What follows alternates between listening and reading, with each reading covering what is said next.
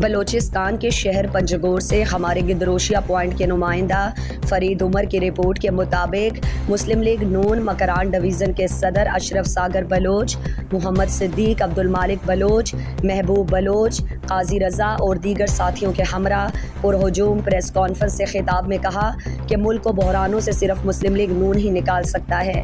مکران بھر سے مسلم لیگ نون اپنے امیدوار کھڑا کرے گی۔ عوام معاشی ترقی کے لیے مسلم لیگ نون کو ووٹ دیں۔ علاقائی پارٹیوں سے عوام مایوس ہو چکے۔ پارٹی کے قائد نواز شریف کا ویژن ایک خوشحال پاکستان ہے۔ اشرف ساگر نے کہا کہ مہنگائی، بے روزگاری نے عوام کو نان شبینہ کا محتاج بنا دیا ہے۔ پنجگور کے سیاسی قیادت ایشوز پر سیاست کرے۔ ایک دوسرے کو برا بلا کہنے سے مزید دوریاں پیدا ہوں گی، بلکہ علاقہ خانہ جنگی کی طرف جائے گا، جو پنجگور کی سیاست اور روایتوں کے لیے زہر قاتل ثابت ہوگا۔ انہوں نے کہا کہ مسلم لیگ علاقے میں رواداری کی سیاست کا فروغ چاہتی ہے۔ الیکشن مہم کے لیے ایک دوسرے کی عزت النفس کو مجروح کر کے ہم کس طرح کی خدمت کرنے جا رہے ہیں؟ آیا کسی کے خلاف گالم گلوچ اور بازاری زبان استعمال کرنے سے عوام کے مسائل حل ہو سکتے ہیں، یا اس طرح کی سوچ سے تبدیلی لا سکتے ہیں؟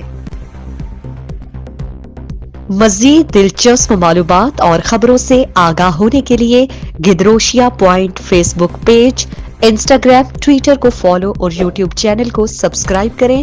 بیل آئیکن بٹن دبانا نہ بھولیں